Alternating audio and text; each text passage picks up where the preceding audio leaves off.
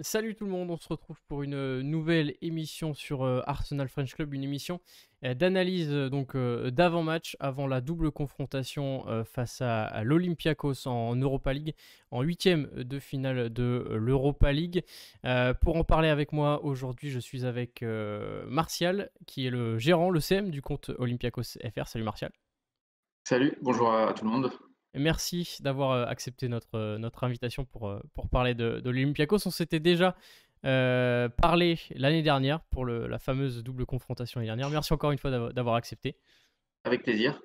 Et je suis également avec Max, qui est donc le président de l'association Arsenal French Club. Salut Max. Salut, bonjour Martial, salut tout le monde.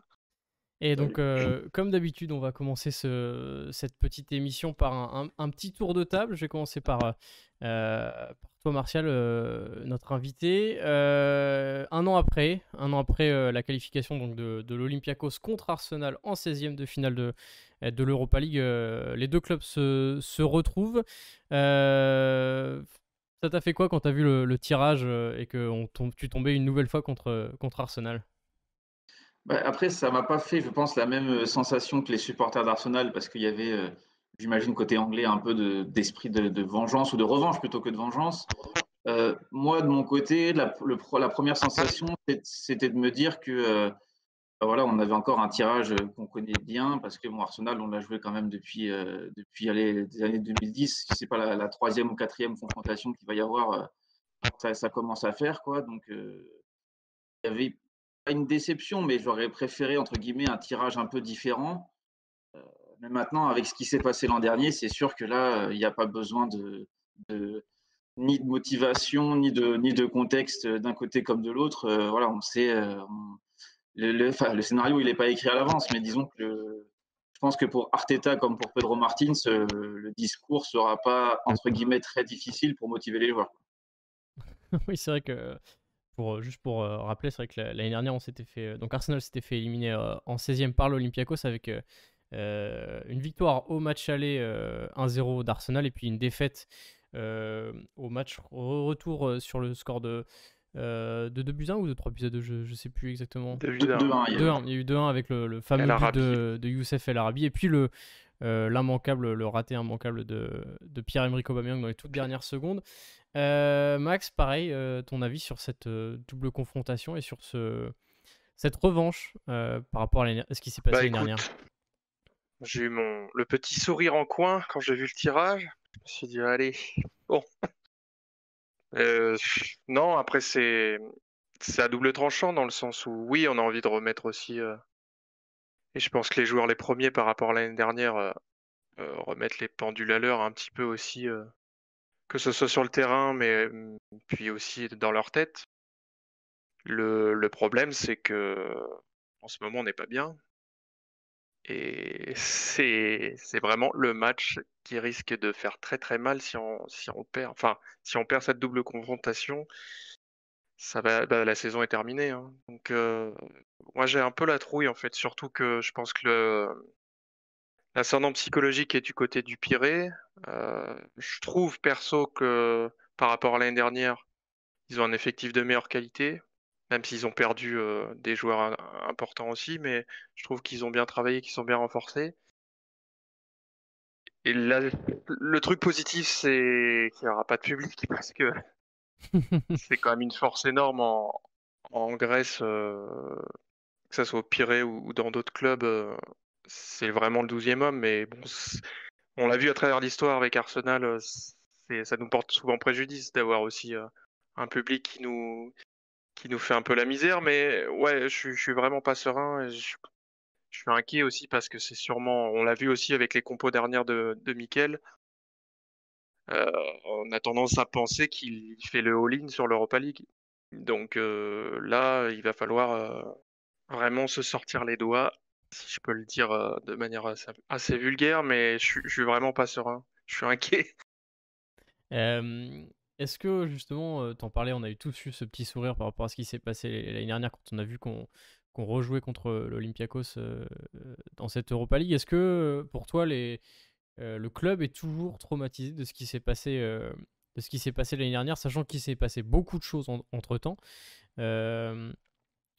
Voilà, et comment est-ce que Arsenal est toujours Traumatisé, tu traumatisé? sais. Est-ce que Arteta, est-ce que le fantôme de Youssef El Arabi, comme on disait dans un dernier débrief, plane toujours au-dessus de l'Emirates et notamment dans la Traumatisé, je tête de pense Pierre-Emerick pas. Aubameyang? On est quand même Arsenal. Ok, on n'est plus aussi flamboyant que par le passé, mais ça reste quand même un grand club qui a vécu des hauts, mais aussi beaucoup de bas. On peut pas non plus rester traumatisé non plus sur une élimination. Ça fait partie du football, ça fait partie des compétitions européennes aussi, de se faire crucifier comme ça. Après, ce qu'on voit bien, c'est que aussi l'écart entre les équipes se réduit un peu en termes de niveau. Et nous, en plus, psychologiquement, on est assez friable. Donc, c'est surtout là-dessus qu'il va falloir travailler. C'est mentalement, on n'y est pas depuis un sacré moment là. Et on le voit aussi avec des erreurs de niveau amateur de certains joueurs. C'est ça hein, sur lequel je pense aussi les Grecs vont s'appuyer. En plus, ils ont un allié de poids avec Socrates là, qui va, je pense, pouvoir leur donner énormément d'infos et c'est normal. Ça fait partie du jeu. Donc non, traumatisé, je pense pas. Après, je pense qu'il y a quand même un esprit de revanche parce que c'est des sportifs professionnels, des compétiteurs.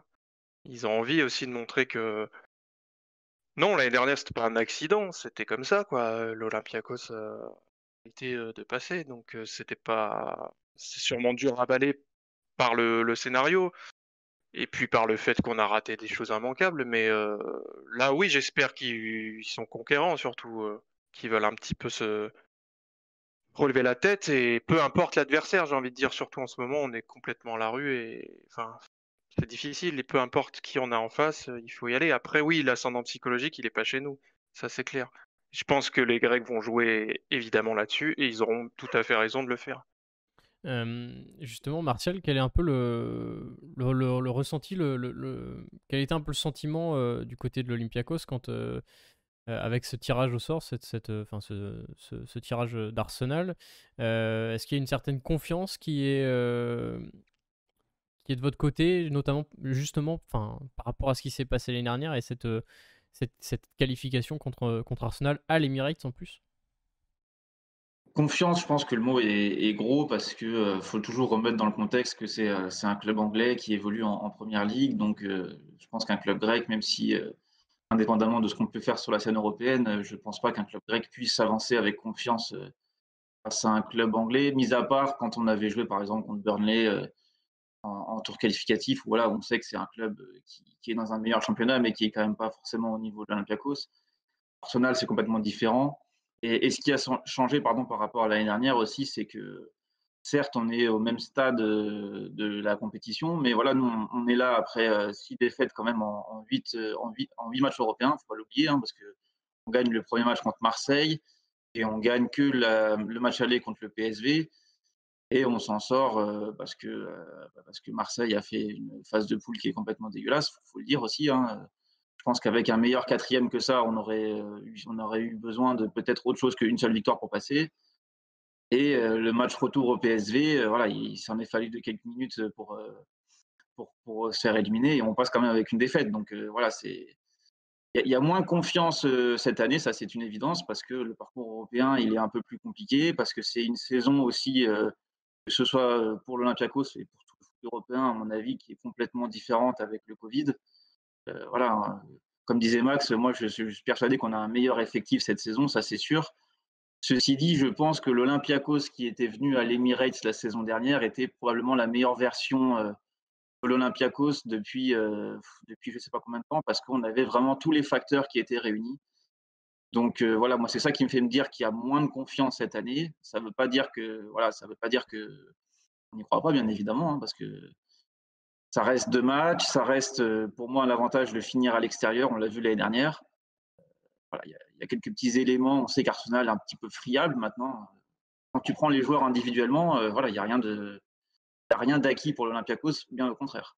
Est-ce que tu penses justement qu'il y a une sorte de quand même de petit ascendant psychologique pour les joueurs et pour le club par rapport encore une fois à ce qui s'est passé l'année dernière, ou est-ce que c'est vraiment les cartes sont cartes sur table, tout est enfin on repart à zéro, on va dire?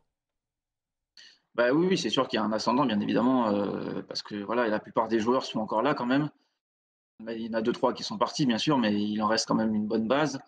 Et puis, c'est surtout, je pense, par rapport aux joueurs d'Arsenal, où on va faire que leur rabâcher un petit peu à l'image de la remontada du PSG avec le Barça, par exemple. On sait que médiatiquement, la pression, on va dire, va être quand même côté Arsenal parce qu'on va leur parler quasiment non-stop de ça. Si c'est pas déjà le cas depuis le tirage. Par exemple, sur TweetDeck, j'ai une colonne Olympiakos. Je peux te dire que déjà, ce match-là, avant le tirage, on en parlait très souvent, dès qu'il y a un moment difficile. Et depuis qu'il y a eu le tirage, c'est quotidien. Donc, je sais que les joueurs d'Arsenal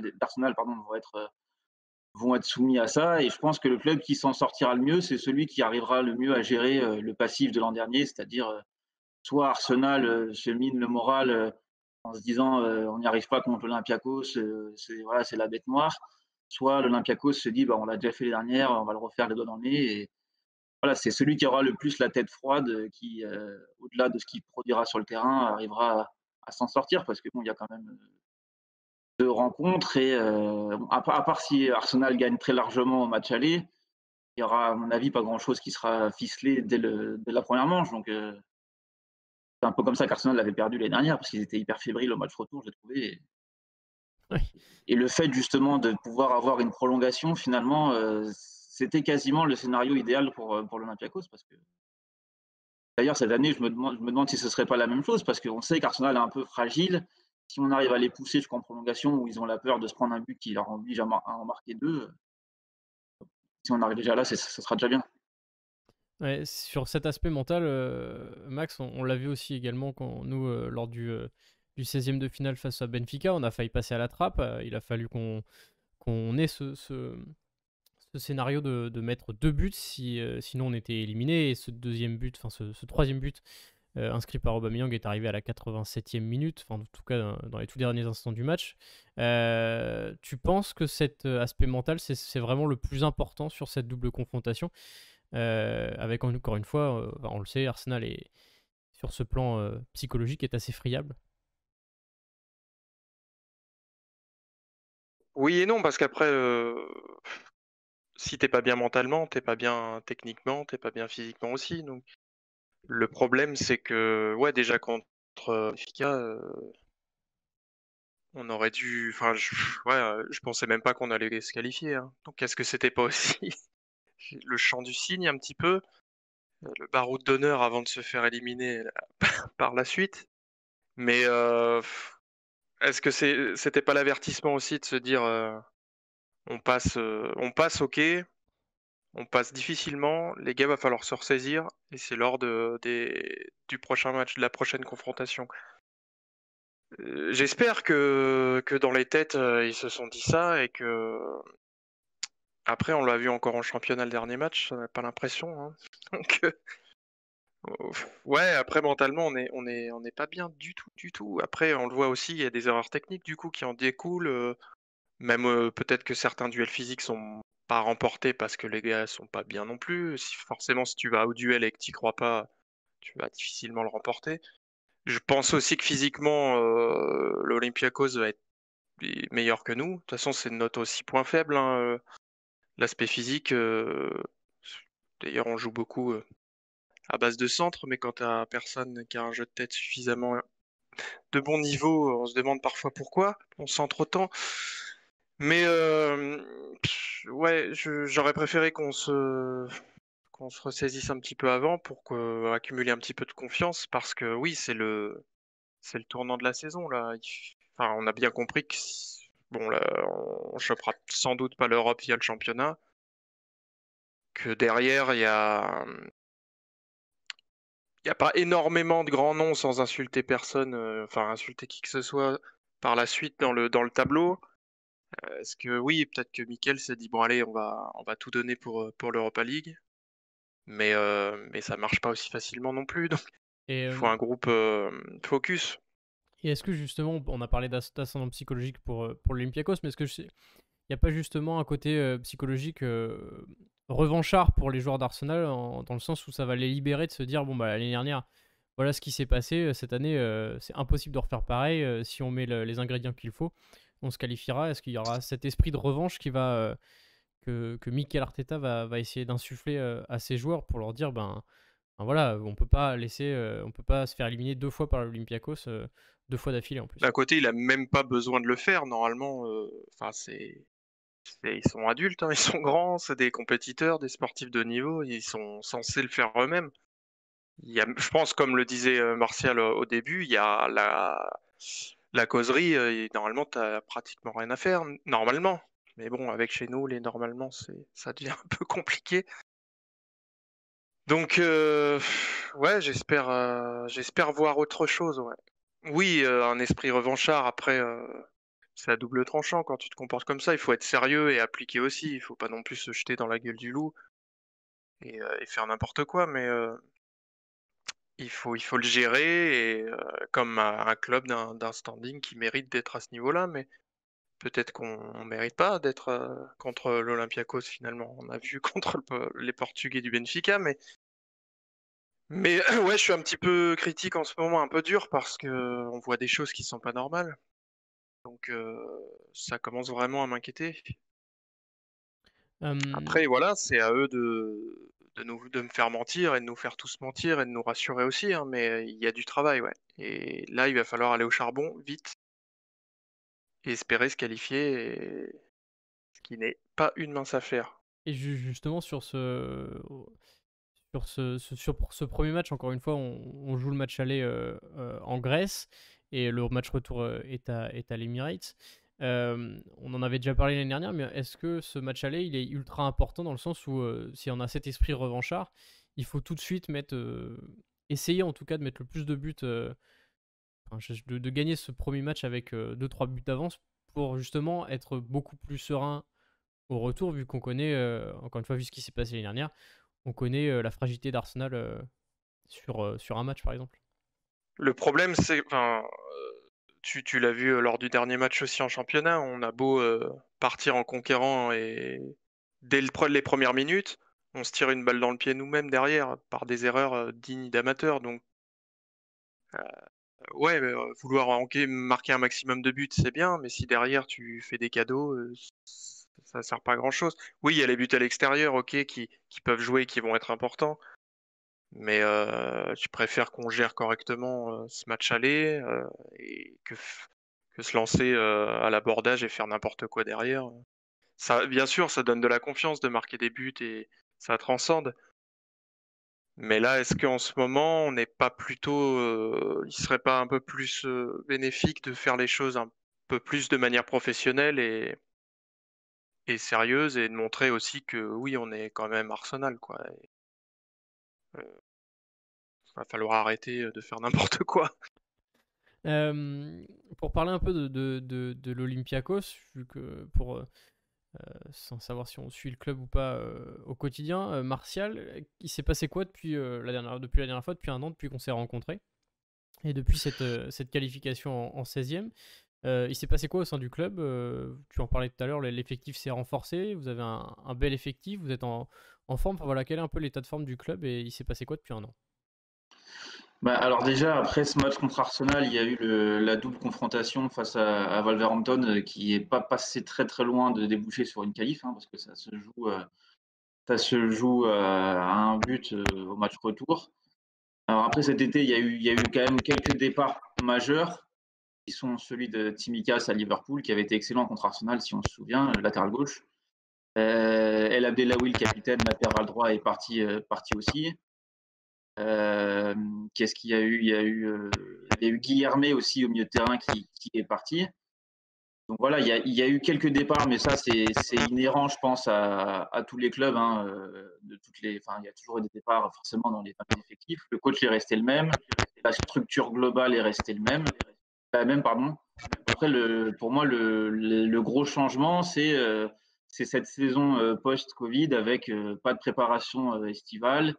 Le fait que l'Olympiakos doive jouer seulement un barrage de Ligue des Champions pour qualifier, alors que l'année dernière, on avait fait trois rencontres en aller-retour, ce qui nous avait mis dans des meilleures conditions pour aborder, à mon avis, hein, ça c'est une supposition, mais quand tu démarres la saison en confiance comme ça, après, on avait fait une grosse phase de Ligue des Champions On avait fini troisième, on avait fait des belles prestations contre Tottenham, contre le Bayern, etc. Et après, tu parlais des renforts. Voilà, il y a des joueurs comme Mvila qui est arrivé. Il y a qui c'est qui est d'autre qui est arrivé? Il y a Socrates forcément en janvier. Bon, ça c'était plus, à mon avis, c'était plus une opportunité qu'un besoin. Mais Lala aussi. voilà, ouais, voilà, Kenny Lala.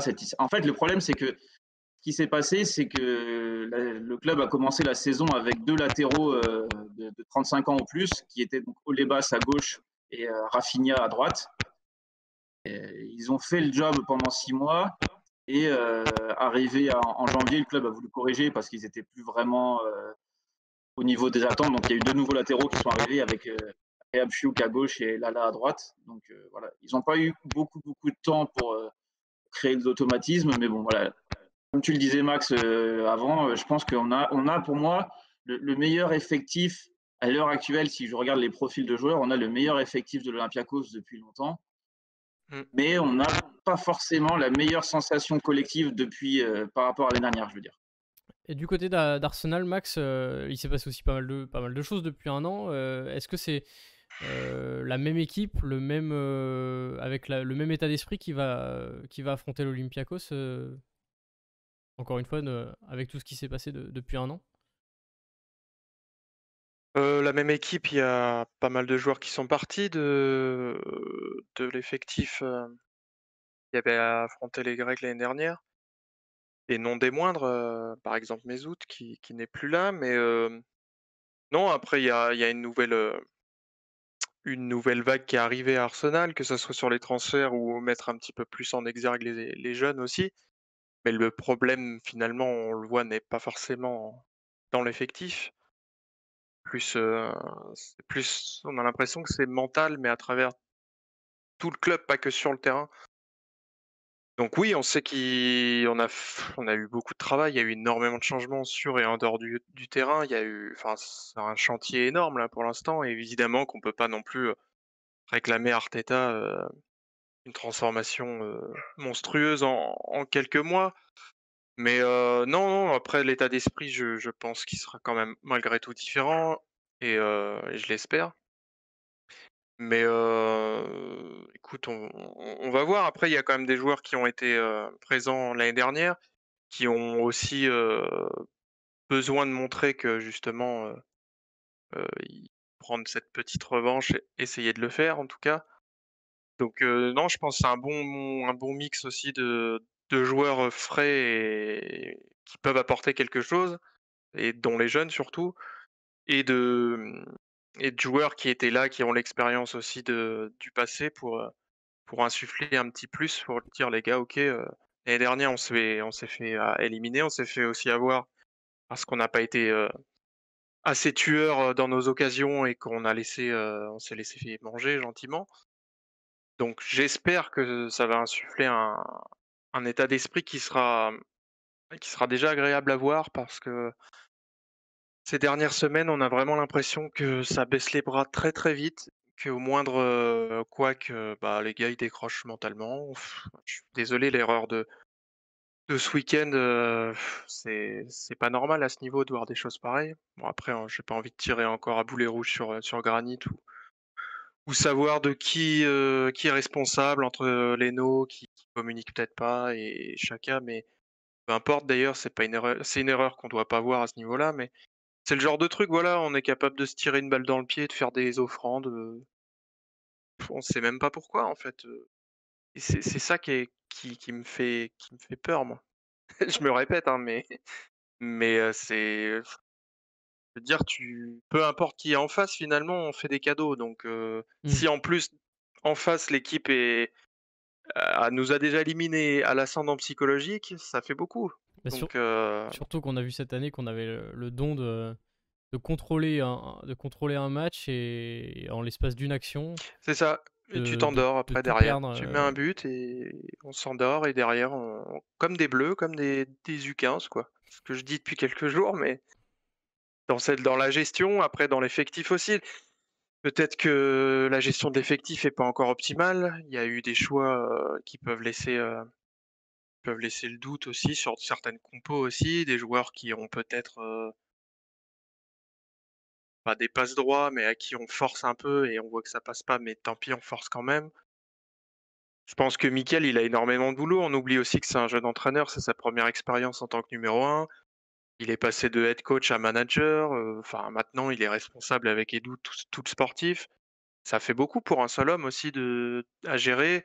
Je pense qu'il sait pertinemment depuis des années que le vestiaire est «malade» entre guillemets, mais il y a des problèmes profonds qu'il a commencé à essayer de gérer. Dans sa com aussi, on voit qu'il tâtonne, il taille ses joueurs, après il essaie de les protéger. Ça s'apprend aussi, hein, tout ça, hein. C'est un métier, donc il lui faut du temps aussi. Mais bon, quand on est supporter d'Arsenal, le temps, c'est compliqué pour certains de comprendre qu'il faut du temps. Hem, Côté Olympiakos, on en a rapidement parlé tout à l'heure, mais comment, l'Olympiakos aborde ce match en termes sportifs? Comment est-ce que vous en êtes dans votre saison? Quel football vous produisez? Enfin voilà, quel est un peu l'analyse de cette, avant cette double confrontation du côté Olympiakos? Après, c'est sûr que comment dire? Le niveau de la 1re division grecque est, complètement, opposé à celui de la Première Ligue. Donc, voilà, c'est un Olympiakos en grande forme qui arrive, hein, bien évidemment. On est solide leader, du championnat avec, 16 points d'avance là, par rapport au second qui est Laris. Parce qu'ils ont fait match nul, hier dimanche, donc évidemment on a repris 2 points de plus. Toi, tu parlais du jeu. Heu, c'est vrai que le contenu en lui-même est un peu moins, séduisant que ce qu'on voyait l'année dernière, pour ceux qui ont regardé uniquement la confrontation face à Arsenal, je pense notamment au match retour. Vous voyez quand même, quelques actions sympas, hein. Je l'ai revu le match il y a pas si longtemps là. C'est assez, c'est intéressant. On voyait des déboulés des latéraux, notamment Tsimikas à gauche, ouais, Mady Camara qui se projetait très vite. Là, on le voit encore, mais c'est vrai que c'est comme je disais tout à l'heure dans la question d'avant, le fait de ne pas avoir eu de préparation estivale, pour moi, ça a complètement, ça nous a fait perdre presque 6 mois parce que du coup, on a été obligé de faire jouer toutes ces recrues ensemble, heu et en même temps, la Ligue des Champions, il y a eu des matchs, enfin, j'ai eu l'impression que les 6 matchs se sont joués en 2 semaines, quoi. Je caricature un peu, mais on a eu l'impression que c'était tout très rapproché. Donc il a fallu délaisser un petit peu le niveau de jeu pour se focaliser uniquement sur les résultats. On a pas trop mal réussi à faire parce qu'on est encore, en lice. Maintenant, le premier match contre le PSV était pour moi notre meilleur match européen parce qu'on est trouvé face à une équipe, le PSV, pour ceux qui n'ont jamais vu, enfin moi j'avais pas vu avant ça, défensivement c'est une catastrophe, quoi. Enfin, Roger Schmidt c'est un bon entraîneur, c'est un entraîneur, ultra offensif, mais alors leur défense, même à 3 buts à 1, ça continue à attaquer, n'importe comment. Enfin, il y aurait eu 20 minutes de plus, on aurait pu gagner 6 ou 7-2 sans que ce soit un scandale. Ça a fait un match très spectaculaire. Donc là, face à Arsenal, voilà, je demande à voir parce que je pense que beaucoup de fans de l'Olympiakos sont restés un petit peu sur leur faim en termes de contenu, parce qu'on est tombé aussi sur un très bon City en Ligue des Champions. Voilà, on sait tous la saison que fait City. C'est très dur pour nous de rivaliser. En plus, on a eu pas mal de blessés avec le Covid, et cetera. On est tombé contre un Porto qui est pas très brillant, mais qui est plutôt, plutôt, cohérent cette saison avec Conceição. Donc, voilà. On n'a pas énormément vibré en Europe, donc j'espère que le match contre l'Olympiakos, ce sera contre l'Arsenal, pardon, ce sera la possibilité de le faire. Donc pour les Olympiakos, est-ce que l'Europa League est un objectif ou est-ce que l'objectif c'est d'aller le plus loin possible avec des objectifs plus nationaux, on va dire? Bah, on va dire que le club le vend comme étant un objectif, que ce soit souvent quand ce soit le président quand il parle, ou même Christian Carambeu quand il est questionné. Je me souviens qu'il avait dit il y a pas longtemps, «Pourquoi pas rêver de gagner une coupe d'Europe?» Voilà, faut être, plus réaliste, je pense. Pour moi, l'objectif de l'Olympiakos en Ligue Europa, comme tu l'as dit, c'est d'aller le plus loin possible. Parce que quand je regarde les affiches, les autres équipes, je ne suis pas sûr qu'on ait quand même la culture, européenne suffisante pour prétendre gagner une compétition comme ça. Heu, voilà. Ceci étant dit, je pense que ça nous réussirait un peu plus de voilà, une qualification contre un club comme Arsenal. Je pense qu'on en est capable, ça c'est sûr. Heu et pour moi, dire qu'on peut gagner une compétition européenne, c'est vise de la gagner, c'est un peu trop présomptueux, je pense. Parce qu'on est toujours rattrapé finalement par, soit par nos faiblesses, nos manques de concentration ou surtout par le talent qu'il peut y avoir dans les équipes qui sont en face. Parce que si on se rappelle l'année dernière, on perd contre Wolverhampton, après avoir concédé un penalty, complètement stupide, en début de rencontre. Voilà, donc ce match-là, si on était passé, après il aurait fallu, aborder l'espèce de final 8 là, qu'il y avait en match sec. Et quand tu joues contre des équipes, qui sont, voilà, qui sont habituées au dernier carré, aux finales européennes, tu te fais toujours plus ou moins crucifier, par un talent individuel ou quoi, donc si déjà on arrive à être à ce stade-là tous les ans, et pour un club comme l'Olympiakos, dans l'évolution du football, qui est de plus en plus globalisé, et centralisé sur les très gros championnats, ce sera déjà pas mal. Je suis pas sûr qu'on puisse prétendre à mieux, même s'il faut pas s'interdire, un super parcours, de temps en temps. Max, côté Arsenal, on en avait déjà parlé dans des précédents débriefs, et puis même l'année dernière, enfin, depuis qu'on est en Europa League. La victoire finale, pour nous, c'est quand même l'objectif de la saison, et on en parlait, c'est une semaine cruciale pour nous avec le North London Derby entre les deux matchs.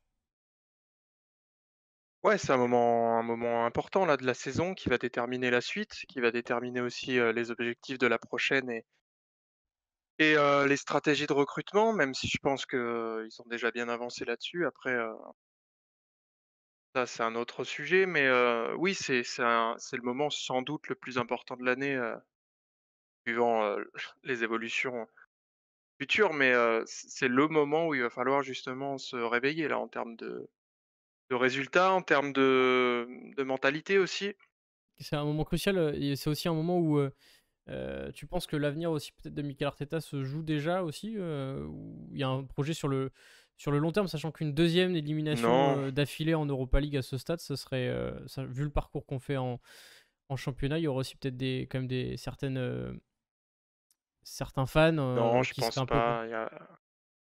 Il y a pas de garantie ça n'existe pas, mais des garanties de rester, mais je pense que Mikel a fait aussi en sorte de mettre dans la tête et de bien faire comprendre, à tout le monde, au niveau du board, au niveau des propriétaires, le chantier énorme qu'il y a au club depuis les dernières années. Je pense aussi qu'il en est enfin, tu peux t'en rendre compte en étant que à l'intérieur aussi, au quotidien. Et je pense qu'il a réussi à leur faire comprendre que ça allait demander du temps. Après, en termes de supporters, c'est un autre sujet. Tu peux pas faire comprendre à tout le monde que le chantier est conséquent et demande énormément de temps, surtout, dans notre époque moderne où tout doit aller tout de suite vite, tu dois avoir du résultat immédiatement. Non, je pense que Mikel déjà il fait, avec ce qu'il peut aussi. Il y a des joueurs, dont il n'a pas envie. Son groupe encore n'a pas totalement son empreinte encore. Donc il va falloir encore, Edu avait dit, 2022-2023, que le groupe serait vraiment, estampillé Arteta et on pourrait partir sur sans doute des mentalités et des perspectives différentes. Mais, non, je pense pas du tout qu'une élimination remettrait en cause, quoi que ce soit. Après le championnat, on savait très bien les difficultés qu'on allait avoir. Voilà, il faut aussi se rendre compte, c'est ce que j'essaie d'expliquer à beaucoup de gens que oui, Arsenal, un beau club, c'est un grand club, mais ce n'est plus Arsenal d'il y a 10-20 ans et tu peux pas exiger on le voit aussi, il y a un matraquage même des médias français qui n'hésitent pas à taper sur Arsenal. Je sais qu'on est tous marqués par les années fastes, mais je ne suis pas certain que rentrer dans une forme aussi d'ironie et de scepticisme constant, même de moquerie ridicule et on le voit sur certaines chaînes, ça en dirait même puéril et pitoyable, mais OK, Arsenal est un club anglais avec une grosse, empreinte française, mais pour tout club, tout est cyclique, donc il faut aussi du temps, on redeviendra pas, un très grand club en 2 ans, c'est pas possible. Donc il faut en être conscient, voilà, il faut manger son pain noir comme on dit et puis, et laisser un peu de temps, Après, si ce qui est aussi compliqué, c'est qu'Arteta aussi, il a remporté 2 trophées rapidement. Ça a mis tout de suite aussi voilà, les attentes se sont dit: «Ah bah, écoute, si tu arrives à faire ça en arrivant, bah, voilà, le curseur, on va l'augmenter» et puis, c'est normal, c'est dans la logique aussi humaine et du supporterisme, mais là, le chantier est beaucoup plus profond, le mal est beaucoup plus profond aussi, donc il y a eu aussi des erreurs de casting cet été, donc c'est compliqué de conjuguer tout ça, c'est un marasme énorme, le staff a énormément changé. Ah, on repart, on crame la maison, on repart à zéro, quoi, on rebâtit des nouvelles fondations, donc ça demande du temps. Après, c'est pas une élimination en Europa League. Je ne pense pas qu'il change quoi que ce soit. De toute façon, tu licencies Arteta, tu fais quoi derrière? On repart sur un projet complet encore à zéro, ça serait complètement contre-productif. Après oui, en termes de marketing, en termes de puissance économique, la marque Arsenal fait toujours vendre. J'ai envie de dire, d'un côté, tant mieux parce qu'on perd des revenus aussi à cause du Covid, mais on reste encore une marque puissante, on le voit, au niveau de la mode, on n'a jamais vu autant de fringues, d'Arsenal qui sortent, mais ça, oui, ça durera pas non plus, donc ils ont peut-être que KSE a compris que voilà, pour continuer à récolter les fruits de cette poule aux œufs d'or qui est Arsenal pour Stan Kroenke à la base, il fallait déjà être performant sur le terrain, être entouré des bonnes personnes, faire un ménage aussi au niveau tout ce qui est influence d'agents, d'intermédiaires qui ont quand même énormément croqué, et qui se sont bien servis de d'Arsenal, pour faire de l'argent, hein. De toute façon, c'est ça le business maintenant. Et j'espère qu'ils ont compris que voilà, on n'est pas une franchise de sport américaine, que ça marche pas de la même façon et que si t'as pas de résultats et que si tu travailles pas, que si tu es pas conscient qu'il faut donner les moyens à des personnes compétentes qui connaissent vraiment le milieu de travailler, de les laisser tranquilles pour travailler, bah, tu arrives nulle part, en fait. Donc espérons qu'on a réussi à mettre des rustines sur certains problèmes, que voilà, on va repartir. Après évidemment, une victoire en Europa League nous ferait énormément de bien à tous les niveaux, mais je suis enfin personnellement, non, je pense pas du tout à ça, moi. Je pense qu'on en est encore très, très loin. Mmh. Déjà d'aller en finale, ça serait beau, mais non, non, enfin je pense pas à ces choses-là, moi. On prend Donc on prend les matchs les uns après les autres comme dirait, l'ensemble voilà, des sportifs. Pour parler justement du sportif, pour toi Martial, quels sont un peu pour parler de l'Olympiakos, quels sont un peu qui sont les hommes forts? Je sais qu'on en avait parlé l'année dernière, mais l'équipe a changé un peu. Qui sont les hommes forts et quelle est un peu la tactique, du coach cette année? Enfin, en tout cas, comment tu vois toi le coach aborder cette rencontre, cette double confrontation face, à Arsenal et notamment ce match aller, qui arrive jeudi? Bah, alors déjà, premier élément, c'est que, il y a une petite pénurie, on va dire, de défenseurs centraux, actuellement, puisque Semedo, qui était le titulaire indiscutable, s'est blessé au genou, en championnat il y a pas longtemps, donc il sera pas là. Socratis, commence à retrouver la forme, mais il s'était fait un petit peu mal à l'épaule, récemment, donc il va devoir un petit peu serrer les dents.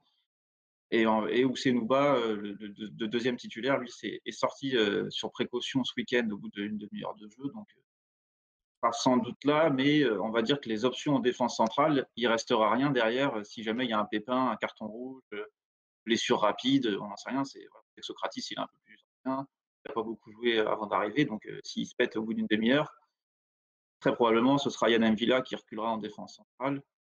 Pas forcément optimal pour jouer à une double confrontation aussi importante. Quant, à la tactique, je ne sais pas trop ce que va choisir Pedro Martinez. Est-ce que ce sera plus le 4-3-3 qu'il aime bien en compétition européenne parce que ça nous amène un petit peu de solidité défensive, pardon, avec, M'Vila, Bouchalakis et Camara devant la défense? Ou est-ce que ce sera le 4-2-3-1 avec lequel il tentera de faire cohabiter, Valbuena sur le côté et Fortodis dans le cœur du jeu avec El Arabi devant? Je ne sais pas trop. À mon avis, je pense qu'il partira plus sur le 4-3-3 pour être plus prudent, histoire de se garder les chances pour le match retour. Voilà, 4-3-3, après du coup, ça nous en ferait sacrifier un devant et à mon avis, ce serait plus Fortounis qui irait sur le banc. Parce que Valbuena, on sait que même s'il a 36 ans, compétition européenne, ça reste un joueur quand même, très expérimenté et il peut sur un coup de pied arrêté, une ouverture, un centre, on l'a vu contre Marseille, hein, il a fait sa petite passe décisive à la 93e, il est encore là. L'année dernière, j'en Mmh. parle pas parce que c'est lui qui fait le corner sur, et que voilà, après les forces en présence, bah, il y a bien évidemment, El Arabi, hein, qui est un peu moins bon, je trouve, dans le jeu cette saison. En Europe, il a été un petit peu décevant sur cet aspect-là. Bon, il a quand même sa vingtaine de buts, saison, donc s'il y a un ballon qui traîne, un centre, à ce genre de petit ballon, bah, on sait qu'El Arabi, c'est un danger permanent.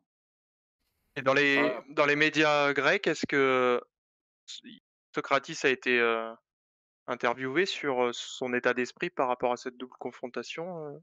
J'ai pas vu personnellement de pas encore, je crois, mais je sais que Pedro Martins a dit qu'il se baserait bien évidemment sur, les conseils que pourrait donner Socrates, sur Arsenal. Enfin, qu'en gros, c'était un atout, on va dire, pour la préparation du match. Même si je pense que maintenant, on est quand même dans une époque où, il est très facile de savoir, enfin, je veux dire, par exemple, oui, Arsenal n'a pas d'anciens joueurs d'Olympiakos, mais ils ont déjà disséqué, toutes les actions de toute la saison sans aucun doute parce qu'ils sont payés pour faire ça. Alors après, Socrates, là où il peut être important, c'est sans doute de pointer vraiment précisément les faiblesses de tel ou tel joueur ou mmh, se dire: «Voilà, là, je sais qu'il travaille ça comme ça», mais après je pense pas que ce soit ça qui fasse vraiment la différence, sur cette double confrontation maintenant. non, Ça mais reste un atout. Là, on sait que l'histoire mmh, avec Socrates, elle s'est pas forcément hyper bien finie avec Arsenal, non, il est parti, il jouait plus. On c'était on pas connaît tous le et ouais, on encore connaît il s'est tous le foot, il comporté, de manière exemplaire et professionnelle d'ailleurs à ouais. ce sujet-là, mais je pense qu'on l'a enfin, on a fait comme on a pu, mais on l'a pas forcément bien traité non plus, donc il y a peut-être aussi dans un coin de sa tête Sans doute, ouais. un petit truc, mais évidemment ça se joue pas tout seul un match de foot. Je Et pense, oui, On qu'il sait va très bien que le apporter pas foot mal de conseils sur, des petits trucs, «Tiens lui, si tu joues, sur ce pied-là, il sera bien déstabilisé» ou «Lui, il est pas bon mentalement en ce moment». ouais. Je pense On que sait que le football se nourrit de ces histoires aussi, hein. Je veux dire, c'est pas la première fois qu'un ancien joueur non, retrouve son club c'est et que sûr. souvent le destin, malheureusement, dans un sens ou dans l'autre pour le joueur en question, par, frapper, Mmh. soit il va faire 2 matchs, de folie, soit il va complètement se trouer sur l'un des 2 et il coûtera la qualification à l'Olympiakos. C'est pas impossible non plus aussi, hein. on en parlait lors du dernier débrief qu'on a fait nous, on avait peur il y avait le fantôme de Youssef El Arabi et puis il y avait le fantôme de Socrates qui mettait son doublé sur corner. On avait aussi, on a vu aussi, dans la boule de cristal, ce scénario aussi arriver. Ouais, Mais pour le après oui, c'est ouais, ouais. comme ça, hein, si ça arrive, hein. Bah, oui, oui, mais malheureusement avec Arsenal, on a un peu trop de ce genre de scénario qui arrive un peu trop souvent. Juste pour finir sur offensivement, à part Youssef El Arabi, Martial, quels sont un peu les hommes forts, côté Olympiakos? On sait que Fortounis est assez intéressant. On a parlé de Mathieu Valbuena, même s'il devient un peu vieux, mais il est toujours présent. Quelles sont là, les forces en présence, côté, offensif, à l'Olympiakos? Tu parles de Fortuny, c'est vrai que c'est pour moi le plus gros talent de cet effectif. Alors par contre, c'est vrai qu'il a pas marqué en Europe depuis, l'année dernière, il a pas marqué, bon après il s'était fait les croisés à l'été. Il est pas encore vraiment revenu à son bon niveau sur la scène européenne. Et après il y a un danger qui peut être aussi Bruma, hein. Bruma, c'est, l'international portugais là qui est prêté par le PSV. Il a été pas mal embêté par des pépins physiques sur la première moitié de saison parce que, bah, c'était, juste avant, voilà, il y avait pas eu de prépa, pas compté directement sur lui, donc il s'est pété, 2-3 fois, il a perdu du temps. Et là, il est bien revenu dans le 11. Voilà, c'est un joueur très, très, très explosif, très vif, plutôt doué techniquement. Voilà, il a un petit peu de déchets, on va dire, dans le, dans le dernier geste, mais voilà, c'est une petite boule de dynamite, on va dire. Euh, Ça peut faire des différences. Et après, derrière, tu as des joueurs comme Massouras, qui est un peu moins connu. Voilà, c'est lui qui fait le centre sur El Arabi les dernières, pour ceux qui se rappellent. C'est un joueur pourrait qualifier de joueur de devoir, même si c'est un peu négatif de dire ça, mais voilà, c'est pas le joueur le plus clinquant, mais il fait les replis défensifs, il est concentré, il a quand même un peu une petite expérience maintenant au club. Voilà, c'est un joueur qu'on connaît pas trop, mais qui peut sans doute être amené à rentrer en jeu. Après, il y a Rangelovic, un jeune Serbe qui fait une saison quand même assez compliquée. C'est un profil un peu style Radonjic pour ceux qui connaissent, quoi. Il va très vite, mais en fait, techniquement, il n'est pas encore assez mature. Il fait souvent les mauvais choix, donc cette saison, c'est un peu plus dur pour lui. Et puis j'en oublie, c'est que j'oublie. Ah oui, bah, il y a Ahmed Hassan devant, voilà, Ahmed Hassan, c'est le clutchman comme on l'appelle, c'est, celui qui va, marquer, ce but, hyper important, contre PSV, contre Marseille, en championnat, il en a mis 2-3 aussi très importants. Que souvent lui, il rentre quand le score est défavorable, jouer en 4-4-2 avec, El Arabi et c'est vrai que c'est un super joueur de tête, enfin c'est un très, très bon joueur de surface. Voilà, il met un but contre le PSV, il fait un tacle dans le gardien, enfin bon, c'était un vrai but de renard, donc c'est un joueur qui a pas trop de temps de jeu, mais qui est quand même en très belle forme sur la saison en termes de statistiques, par minute. Euh, Max, côté Arsenal, pour toi, quelles vont être un peu les clés de cette double confrontation, les hommes forts voilà, quelles vont être pour toi les clés côté Arsenal pour s'en sortir contre l'Olympiakos? Ouais, je trouvais que Aubameyang était bien revenu. Il a réussi à reprendre confiance après tous les problèmes traversés, et puis sa traversée du désert aussi en termes de statistiques. Là, je le trouvais bien revenir, efficace et tueur. Bon, après, derrière, on peut pas profiter de ça puisqu'on gâche tout en faisant des cadeaux. Mais non, j'espère que après, moi, j'ai surtout envie de miser sur notre jeunesse parce on a de sacrées pépites au club, un Saka, même si là, il va falloir un peu aussi le gérer en termes de minutes parce qu'il commence un peu trop, à on commence aussi est-ce que c'est normal d'être autant dépendant d'un jeune de son âge et en même temps, il est tellement fort, que pourquoi s'en priver? Mais est-ce que c'est normal, pour un club comme Arsenal de dépendre d'un gamin de 19 ans? Ça, c'est une autre question, mais sur ce genre de match, j'ai surtout envie de qu'on essaye aussi de mettre un peu les problèmes de côté et de compter sur l'expérience et le sérieux de certains comme Aubame ou un peu plus derrière ou des Leno ou pour un peu cadrer tout ça, même des David Luiz, qui a de l'expérience aussi, tout ça pour cadrer, mais aussi, permettre, aux jeunes de s'exprimer avec leur insouciance, avec leur vitesse aussi, parce qu'on a aussi quand même la chance d'avoir des joueurs d'une rapidité intéressante, en mesure de faire mal.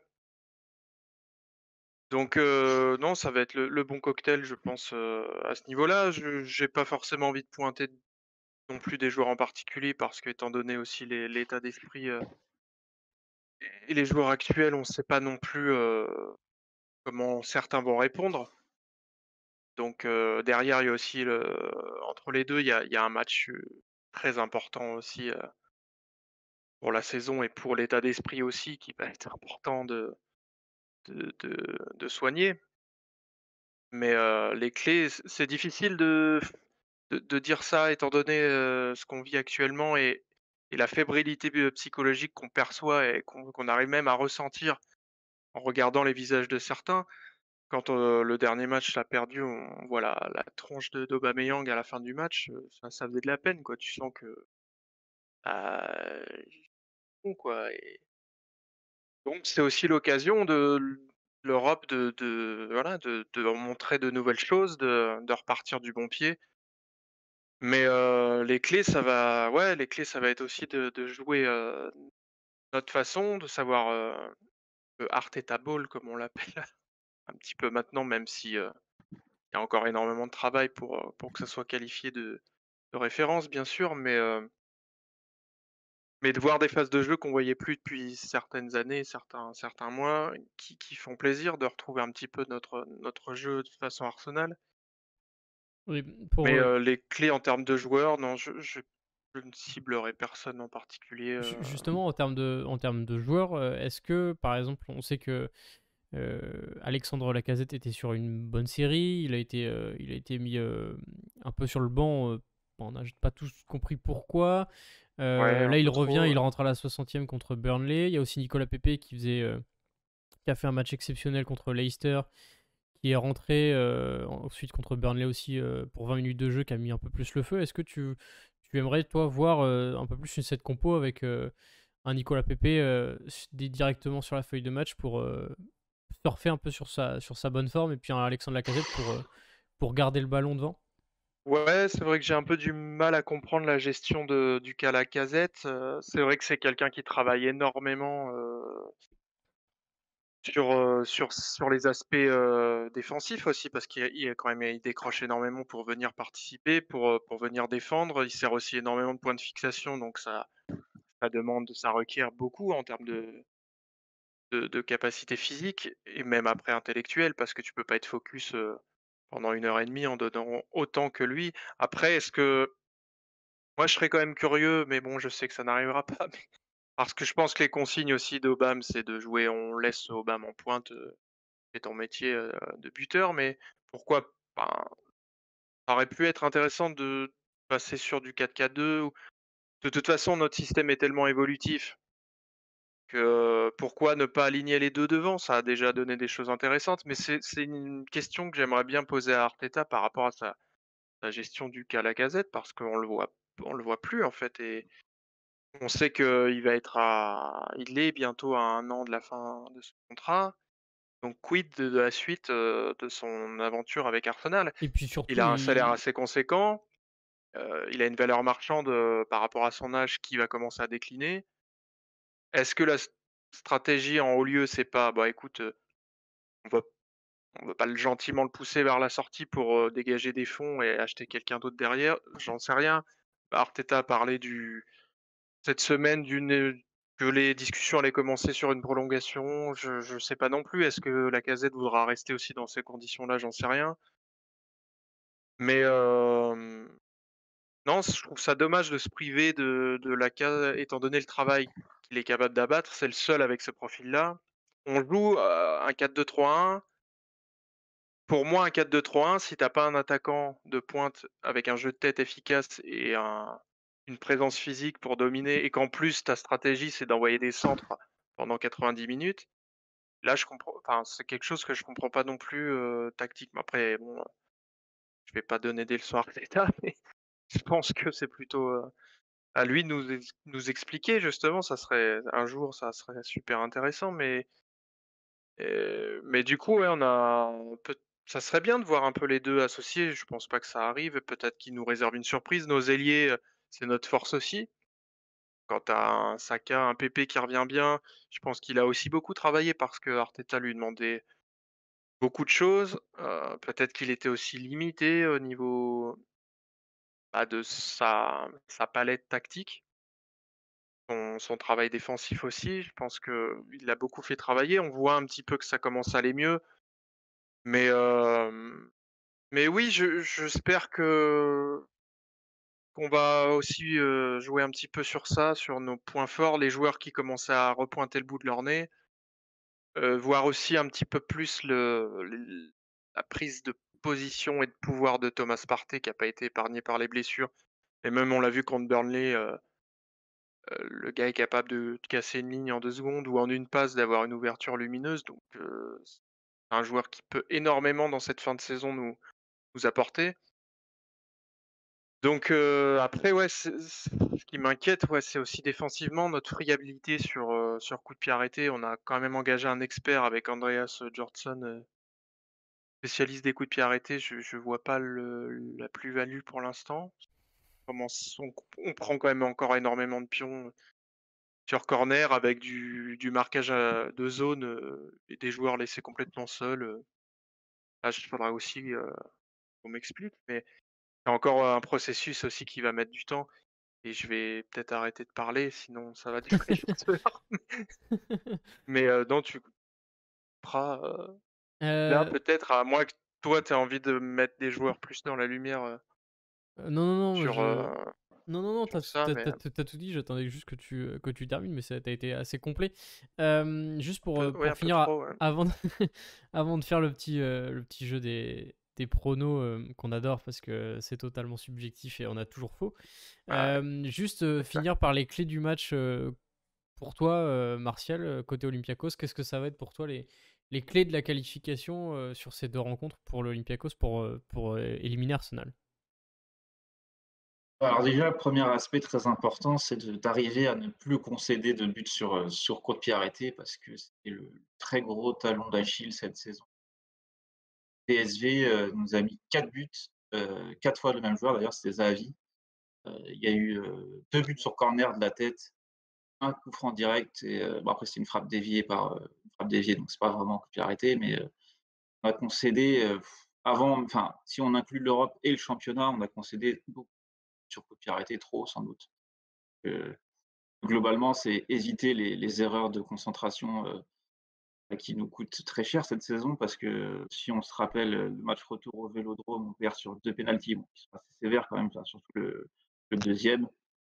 On prend un péno contre Porto quasiment d'entrée de match au retour aussi. Heu, voilà, on ne peut pas exister en Europe, même contre des équipes qui sont en difficulté, elles aussi de leur côté. Tu fais des erreurs comme ça, je veux dire Arsenal, c'est pas non plus une équipe de district, loin de là, donc les joueurs, ils sauront profiter aussi des largesses qu'on leur laisse. Voilà, on connaît le profil des joueurs, hein, vous parliez de Saka, moi c'est l'une des clés du match, c'est de réussir à le maîtriser parce qu'on sait que c'est le joueur le plus en forme sans doute côté Arsenal. Il avait d'ailleurs fait une passe décisive l'année dernière, sur le même terrain, donc Mm. je pense que personne ne l'a oublié. Après on sait qu'Aubameyang très rapide, plutôt bon finisseur, donc voilà. Parfois, la clé du match déjà défensivement, c'est de faire un match presque parfait à l'aller pour, déjà au moins aborder le match retour avec une vraie stratégie, pas, en se disant: «Il faut qu'on remonte 2 buts, 3 buts», où c'est déjà quasiment impossible.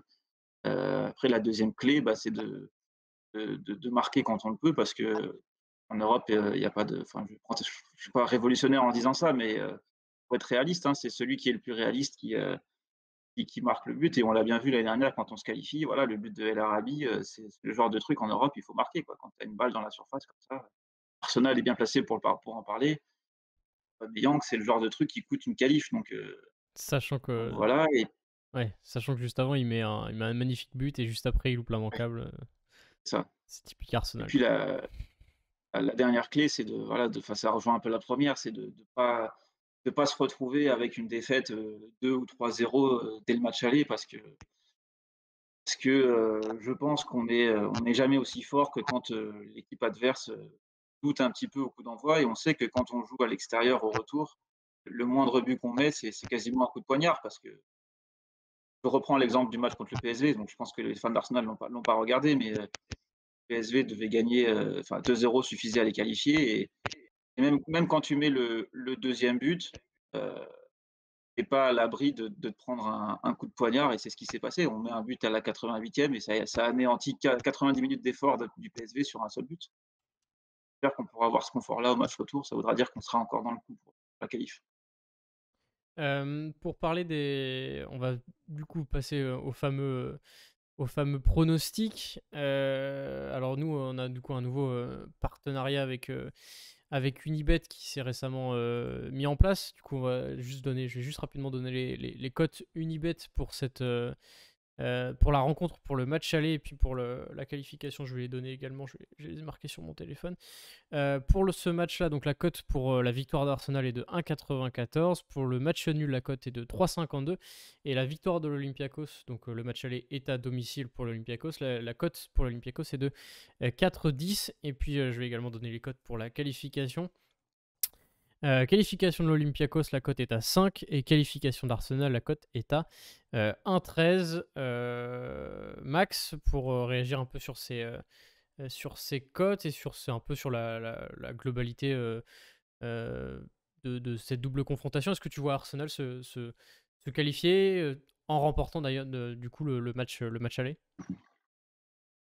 Ou est-ce que Je tu es plus j'ai pas comment dire envie de penser à ça pour l'instant. Je préfère qu'on joue notre match aller et qu'on reparte, dans des conditions, psychologiques, un peu meilleures parce que derrière samedi, il y a un match ultra important aussi en championnat, même si en championnat on est un peu, on fait pas une croix dessus, mais bon, on va essayer de finir du mieux possible, mais un North London derby, tu es obligé de jouer pour le gagner. Je préfère qu'on essaye de se mettre dans les meilleures conditions possibles en marquant des buts à l'extérieur en match aller. Donc je tablerai sur un 2-1. Je pensais que t'allais pas jouer en fait. Du coup, j'allais te. Si. J'ai réfléchi depuis un moment, mais si, non. Après, sur les codes de la qualif, non, je l'espère évidemment. Après, j'ai pas envie de me projeter aussi loin parce que je me dis 2-1, tu vois, bon, on met 2 buts à l'extérieur, mais 2-1, l'Olympiakos va revenir avec des intentions assez élevées à l'Emirates. Ça peut donner aussi un beau match, mais ça va se jouer. Je pense que la qualif va se jouer sur des détails. Et nous, les détails, quand il faut qu'ils soient dans notre camp, c'est rare en ce moment. Donc non, je pense, j'espère qu'on va faire un match aller en marquant des buts à l'extérieur et étant pas un peu plus de manière confortable, mais commencer à repartir sur des bases un peu plus intéressantes. J'espère voir au moins 2 buts, ouais, donc je tablerai sur 2 buts et bon, un petit 2-0 et bon, bah, faut bien qu'on prenne un but à la fin parce que sinon, C'est pas Arsenal. pas nous en ce Ouais, moment. voilà. Donc un petit but d'Ahmed Hassan, tiens, à la fin du match pour maintenir un suspense intégral sur le match retour. Je te redonne les cotes. Martial, c'est 1,94 pour Arsenal, 3,52 match nul et puis 4,10 pour l'Olympiakos. Même question. Sur la globalité de la double confrontation, qu'est-ce que tu vois un peu? Et puis quel est un peu ton prono sur ce match aller? Sur le match aller, c'est vrai que je sens quand même Arsenal venir s'imposer en Grèce parce que je sais pas, je sens l'Olympiakos un peu moins fort que l'année dernière. Donc, s'il faut faire un choix, bah, je choisis ça et d'Arsenal au match aller. Et c'est vrai que ce que disait Max me paraissait assez plausible en termes de scénario, c'est-à-dire Arsenal qui gagne et puis nous qui mettons un petit but à la fin avec le joueur qui prend le ballon dans les filets pour courir vers le coup d'envoi, vers le coup d'envoi, juste histoire de se donner un petit match retour un peu pimenté. Mais c'est vrai que j'ai l'impression qu'on est un petit peu en dessous de ce qu'on pouvait produire l'année dernière. Donc j'espère avoir tort. J'espère qu'on saura faire gagner de l'argent. Vu les cotes qu'il y a, là, elles ont l'air assez intéressantes pour l'Olympiakos. Donc j'espère que ceux qui ont de miser sur l'Olympiakos seront payés. Et en tant que supporter et en tant que supporter rationnel, je suis un peu moins confiant que l'an dernier. Ok, ça marche. Et bah, écoute, merci beaucoup d'avoir. Il est l'heure pour nous de refermer cette édition. Merci à toi, Martial, d'avoir accepté notre invitation, Avec d'avoir plaisir. parlé de l'Olympiakos. Merci beaucoup. Avec plaisir. Et puis bon match à vous surtout. Bon match à toi aussi également. On aura peut-être l'occasion justement de refaire une petite émission débrief lors du match retour pour parler de tout ça. Max, merci également à toi d'avoir accepté l'invitation et puis d'avoir débattu. Avec plaisir. Avec plaisir. Merci à Martial. Et puis j'espère qu'on va avoir 2 beaux matchs. Mais j'en doute pas, j'en doute pas. Même si le public Ouais, je sera pas pense là aussi. et c'est toujours agréable de voir le public grec. Enfin, moi, depuis gamin, ça a toujours été un des pays aussi où le supporterisme fait du bien à voir. Donc ça va manquer, mais je suis certain qu'on va avoir 2 beaux matchs et nous, on a intérêt aussi de se réveiller et Et, vite. et ben ce sera le mot de la fin. Merci à tous d'avoir écouté ce podcast. On se retrouve jeudi soir pour le débrief d'après-match de ce match aller d'Europa League de 8e de finale contre l'Olympiakos. Salut tout le monde.